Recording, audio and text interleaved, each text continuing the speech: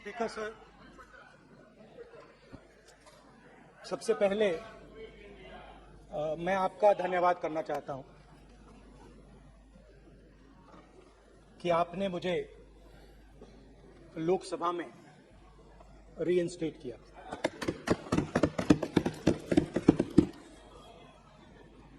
और पिछली बार जब मैं बोला तो शायद मैंने आपको थोड़ा कष्ट भी पहुंचाया, क्योंकि मैंने इतनी जोरों से अदानी जी पे फोकस किया कि जो आपके सीनियर नेता हैं शायद उनको थोड़ा कष्ट हुआ। तो वो जो उनको कष्ट हुआ, हमेशा अदानी पे अभी भी कष्ट हो रहा है। वो जो कष्ट हुआ, अभी भी कष्ट हो रहा है। विषय पे आइए, विषय पे। अभी भी कष्ट हो रहा है। ये देखिए, ये सारे मगर सुनिए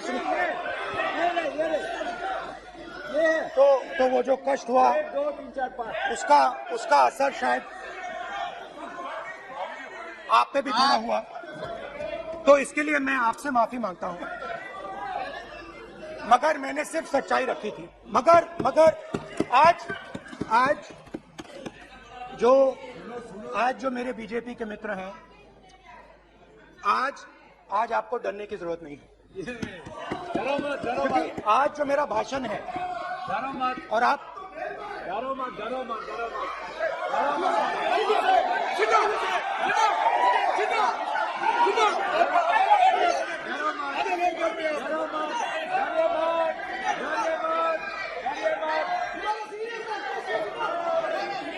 सर, अरे बैठा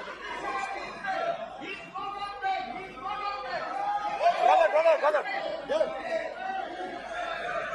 तो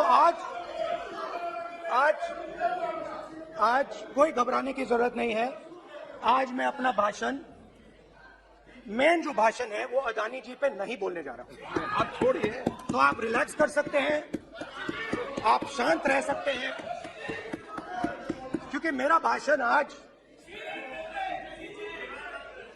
दूसरी डायरेक्शन में जा रहा है।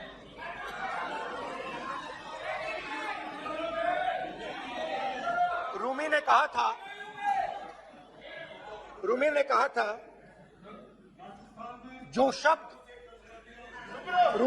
था जो शब्द दिल से आते हैं वो शब्द दिल में जाते हैं। तो आज मैं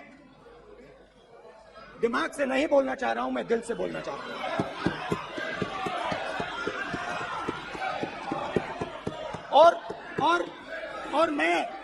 और मैं आज आप लोगों पर इतना आक्रमण नहीं करूंगा। मतलब एक दो गोले जरूर मारूंगा, मगर इतना नहीं मारूंगा। तो आप रिलैक्स कर सकते हैं। 130 दिन के लिए मैं भारत के एक कोने से दूसरे कोने तक गया, अकेला नहीं, बहुत सारे लोगों के साथ।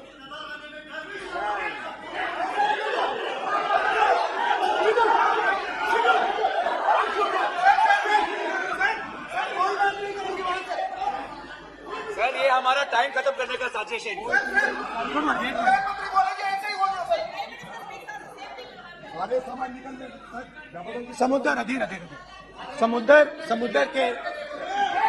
समुद्र के तट से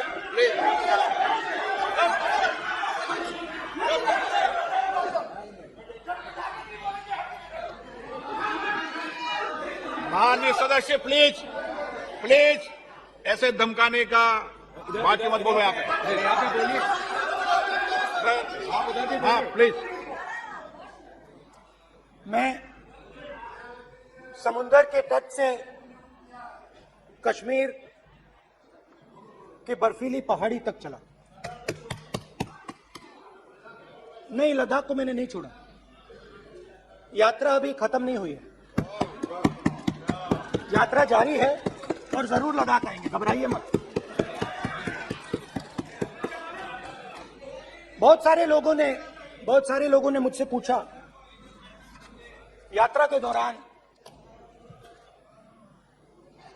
यात्रा के बाद कि राहुल तुम क्यों चल रहे हो, क्या तुम्हारा लक्ष्य क्या है, कन्याकुमारी से कश्मीर तक क्यों जा रहे हो। और जब वो मुझसे पूछते थे, शुरुआत में मेरे मुंह से जवाब नहीं निकलता।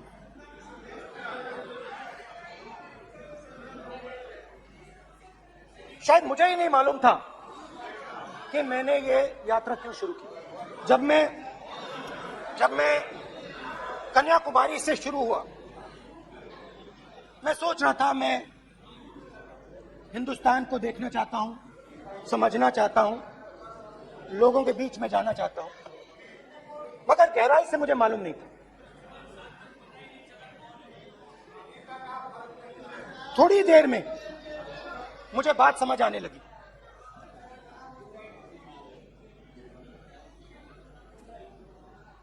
जिस चीज से मुझे प्यार था, जिस चीज के लिए मैं मरने को तैयार हूं, जिस चीज के लिए मैं मोदी जी की जेलों में जाने को तैयार हूं, जिस चीज के लिए मैंने 10 साल हर रोज गाली खाई, उस चीज को मैं समझना चाहता था। ये है क्या जिसने मेरे दिल को इतनी, भाई आप रनिंग कमेंट्री बंद करो, नहीं तो हम भी चालू करेंगे। सुनने का जिस चीज ने मेरे दिल को इतनी मजबूती से पकड़ रखा था, उसको मैं समझना चाहता। शुरुआत में जैसे मैंने शुरू किया, सालों से मैं हर रोज 8-10 किलोमीटर दौड़ता हूं, तो मेरे दिमाग में था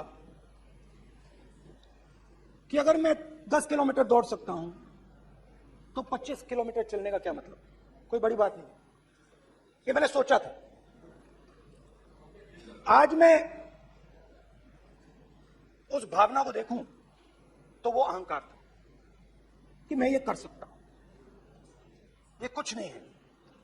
तो मेरे दिल में उस समय अहंकार था।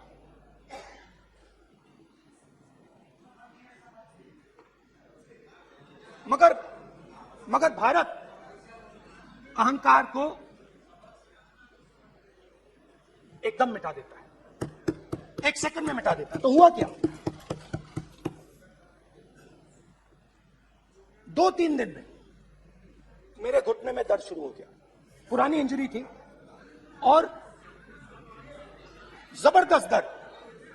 हर रोज मैं उठूं और मेरे घुटने में दर्द, हर कदम में दर्द। तो पहले 2-3 दिनों में जो अहंकार था, जो मतलब भेड़िया जो निकला था, वो चींटी बन गई एकदम। जो हिंदुस्तान को अहंकार से देखने निकला था, वो पूरा का पूरा अहंकार गायब हो गया। और रोज मैं डर डर के चलूं कि क्या मैं कल चल पाऊंगा। ये मेरे दिल में डर था।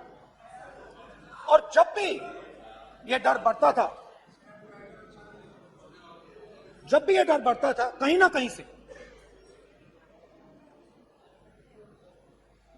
कोई ना कोई शक्ति मेरी मदद कर देती। एक दिन मैं सह नहीं पा रहा था, एक छोटी सी लड़की आती है, मुझे चिट्ठी दे देती। मैंने चिट्ठी खोली, 8 साल की थी, उसमें लिखा था, Rahul, I am walking with you, don't worry. उसने मेरे पैर में चोट देखी और उसने अपनी शक्ति मुझे दे दी। सिर्फ उसने नहीं, लाखों लोग। और शुरुआत में जब मैं चल रहा था, कोई किसान आता था, मैं एकदम पहले उसको अपनी बात बताता कि आपको ये करना चाहिए, आपको इस प्रकार से काम करना चाहिए। मगर इतने लोग आए, हजारों लोग आए कि थोड़ी देर में मैं बोल नहीं पाया। जो मेरे दिल में बोलने का डिजायर था वो बंद हो गया, बोल ही नहीं पाया, क्योंकि इतने लोगों से बोलना था। और एक सन्नाटा सा छा गया, भीड़ की आवाज थी, भारत जोड़ो, भारत जोड़ो, भारत जोड़ो। और जो मेरे से बात करता था उसकी आवाज में सुनता गया।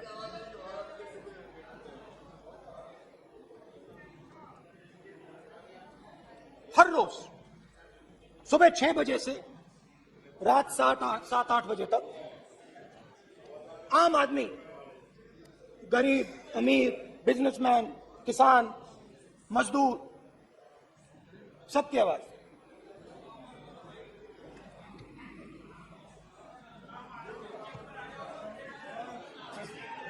आ रहा हूं। आप कल से रुके, अब थोड़ा और रुक लो, 5-10 मिनट रुक जाओ। तो ये चलता गया, मैं बात सुनता गया। और फिर मेरे पास एक किसान आया, और किसान ने हाथ में रुई पकड़ी हुई थी, और उसने मुझे कहा, उसने मुझे कहा, मेरे आंख में देखकर उसने मुझे अपना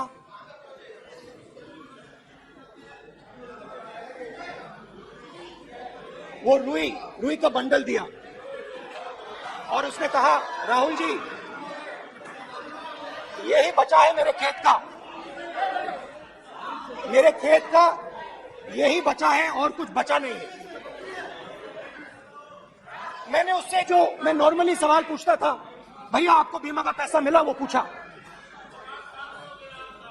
बीमा का पैसा मिला, वो पूछा। और किसान ने मेरा हाथ पकड़ा। किसान मुझे कहता है कि नहीं राहुल जी, मुझे बीमा का पैसा नहीं मिला, हिंदुस्तान के बड़े उद्योगपतियों ने वो मुझसे छीन लिया। मगर इस बार बड़ी अजीब सी चीज हुई। जब मैंने किसान को देखा और वो मुझसे बोल रहा था, तो जो उसके दिल में दर्द था वो मेरे दिल में आया। जो उसके आंखों में शर्म थी जब वो अपनी बीवी से बात करता था, वो शर्म मेरी आंखों में आई।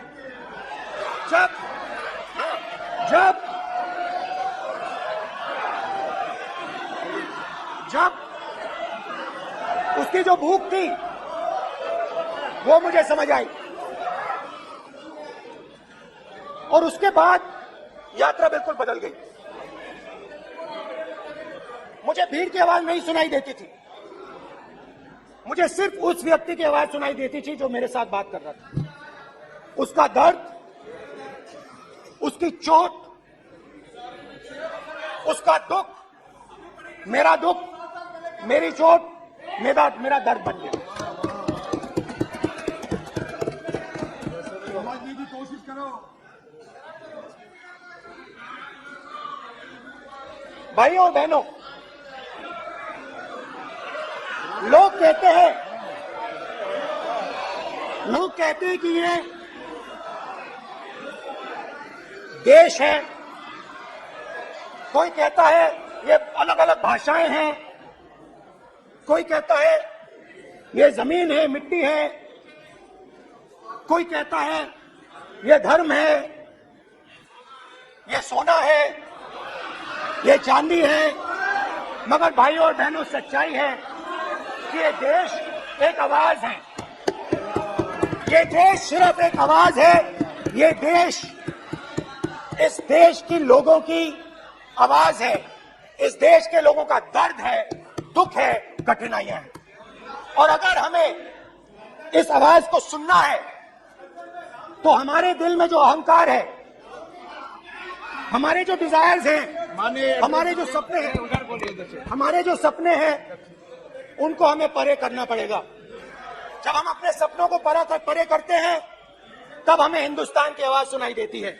तब तक हिंदुस्तान की आवाज हमें नहीं सुनाई देती। अब आप कहोगे ये बात मैंने नॉन कॉन्फिडेंस मोशन में क्यों रखी? इसका क्या मतलब है कि भारत एक आवाज है, भारत लोगों का दुख है, भारत लोगों का कष्ट है, मुश्किलें हैं। क्योंकि भाइयों और बहनों, तो स्पीकर सर, भारत एक आवाज है। भारत इस देश के सब लोगों की आवाज है।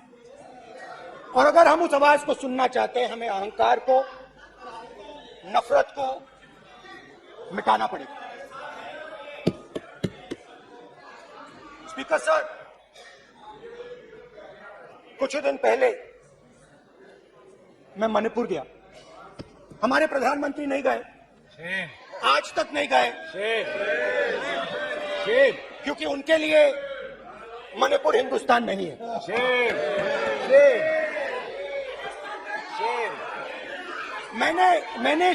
मैंने मणिपुर शब्द प्रयोग किया, मगर आज की सच्चाई यह है कि मणिपुर नहीं बचा है। मणिपुर को आपने दो भाग में कर दिया है। मणिपुर को आपने बांट दिया है, तोड़ दिया है। मैं मणिपुर में रिलीफ कैंप्स में गया। रिलीफ कैंप में आज जा रहा हूं।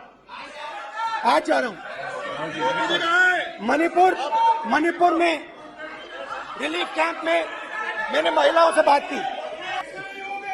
समय मैं मणिपुर गया और मणिपुर के कैंप्स में मैंने महिलाओं से बात की, बच्चों से बात की, जो हमारे प्रधानमंत्री जी ने आज तक नहीं किया। एक महिला मुझे कहती है, मैंने उनसे पूछा, बहन क्या हुआ आपके साथ? मैं बहुत सारी महिलाओं से बात किया, मगर मैं आपको दो उदाहरण देना चाहता हूं। एक महिला मुझे कहती है, मैंने कहा क्या हुआ तुम्हारे साथ? कहती है, मेरा छोटा सा बेटा, महिला का सम्मान करें, ये सम्मान। एक ही बच्चा था मेरा, मेरे सामने, मेरे आंखों के सामने उसको गोली मारी है। मैं पूरी रात, आप सोचिए, आप अपने बेटों के बारे में सोचिए, मैं पूरी रात उसकी लाश के साथ लेटी रही। झूठ नहीं, झूठ आप बोलते हो, झूठ मैं नहीं बोलता हूं। मैं पूरी रात उसकी लाश के साथ लेटी रही और फिर मुझे डर लगा, मैंने अपना घर छोड़ दिया, जो भी मेरे पास था वो मैंने छोड़ दिया। मैंने उनसे पूछा, कुछ तो लाई होगी? कहती है, नहीं, सिर्फ मेरे जो कपड़े हैं ये मेरे पास हैं। और फिर इधर उधर ढूंढती है और एक फोटो निकालती है और मुझे कहती है, यही मेरे पास अब बची है। एक और उदाहरण, दूसरे कैंप में मैं, एक महिला मेरे सामने आती है, मैं उससे पूछता हूं, तुम्हारे साथ क्या हुआ? क्या हुआ तुम्हारे साथ? और जैसे ही मैंने ये सवाल पूछा, जैसे ही मैंने ये सवाल पूछा, आप महिला का दर्द नहीं सुन सकते, महिला का दर्द नहीं सुन सकते, महिला का दर्द सुनने का आपका धैर्य नहीं है, महिला का दर्द नहीं सुन सकते, महिला का दर्द नहीं सुन सकते। जैसे ही मैंने उससे ये सवाल पूछा, बैठो। जैसे सर प्लीज सर,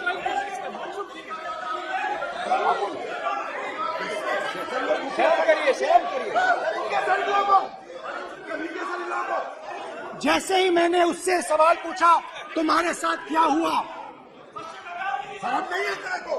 वैसे ही 1 सेकंड में वो कांपने लगी। उसने अपने दिमाग में वो दृश्य देखा और वो बेहोश हो गई। मेरे सामने कांपती हुई बेहोश हो गई। तो ये मैंने आपको सिर्फ 2 उदाहरण दिए हैं। स्पीकर सर, इन्होंने मणिपुर में हिंदुस्तान की हत्या की है, सिर्फ मणिपुर की नहीं, हिंदुस्तान की हत्या की है। इनकी राजनीति ने मणिपुर को नहीं, हिंदुस्तान को मणिपुर में मारा। हिंदुस्तान को कत्ल किया है, हिंदुस्तान का मर्डर किया है मणिपुर में। जैसे मैंने माननीय सर प्लीज, जैसे मैंने प्लीज ब्रदर प्लीज, जैसे मैंने भाषण के शुरुआत में बोला, भारत एक आवाज है, भारत हमारी जनता की आवाज है, दिल की आवाज है। उस आवाज की हत्या आपने मणिपुर में की। इसका मतलब भारत माता की हत्या आपने मणिपुर में की।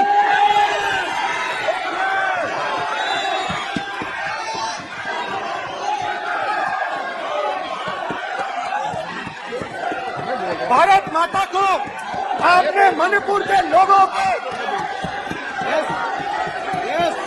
मारा, आपने मणिपुर के लोगों को मारकर भारत की हत्या की है। आप देशद्रोही हो, आप देशभक्त नहीं हो, आप देश प्रेमी नहीं हो, आप देशद्रोही हो। आपने देश की हत्या मणिपुर में की। Please please, 1 minute please, please बैठिए, प्लीज बैठिए।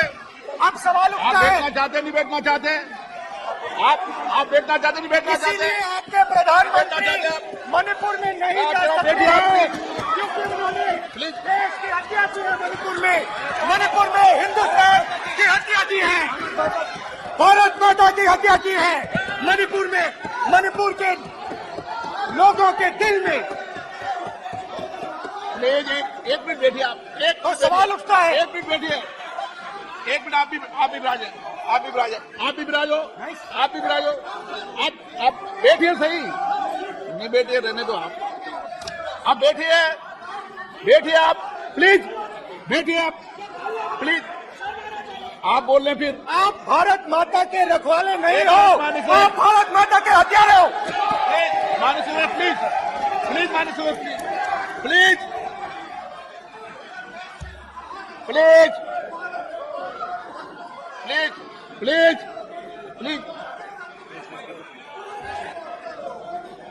देखिए माननीय सदस्यगण, प्लीज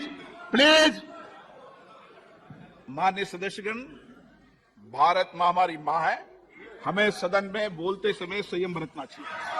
मेरा अपनी माँ की हत्या की बात कर रहा हूँ मैं, मणिपुर में अपनी माँ की हत्या की बात कर रहा हूँ मैं, आदर से बोल रहा हूँ। आपने मेरी माँ की हत्या की मणिपुर में।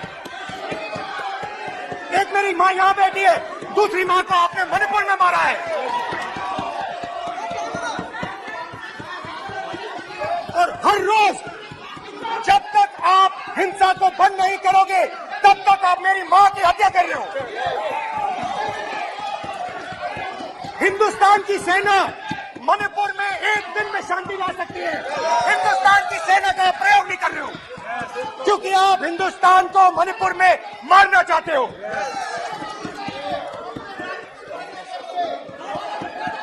तो अगर नरेंद्र मोदी जी हिंदुस्तान की आवाज नहीं सुनते हैं, अगर हिंदुस्तान के दिल की आवाज नहीं सुनते हैं, तो किसकी आवाज सुनते हैं?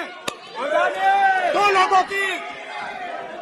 लोगों की आवाज सुनते हैं, किसकी आवाज सुनते हैं, किसकी आवाज सुनते हैं, मान्य सदस्य और इसलिए सुनते हैं। नो ये गलत तरीका मान्य सदस्य। मान्य देख सदस्य आपका लीजिए गलत तरीका है। अडानी जी के लिए मोदी जी ने क्या काम नहीं। किया है, देख मान्य लीजिए। सदस्य आप ये पहले आप खुश ये करने बाद के लिए में। गलत तरीका आपका। मान्य सदस्य आपका गलत तरीका है। आप सीनियर सदस्य हैं, आप इस तरीके का बाहर सदन में मत करिए। आप बात कहिए लेकिन इस तरीके से कोर्ट में लाना ये उचित नहीं है किसी तरीके से। रावण दो लोगों की सुनता था,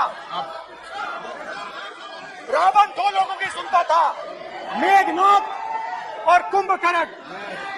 वैसे ही नरेंद्र मोदी दो लोगों की सुनते हैं, अमित शाह और अडानी। भाई और बहने, लंका को हनुमान ने नहीं जलाया था, लंका को रावण के अहंकार ने जलाया था। प्लीज मान्य सदस्य आप संयमित बोले। आप ये सदन है, आप तरीके से बोलिए मान्य सदस्य। रावण को नहीं मारा था, रावण के अहंकार ने रावण को मारा था। आप पूरे देश में केरोसिन फेंक रहे हो, पूरे देश में आप केरोसिन फेंक रहे हो।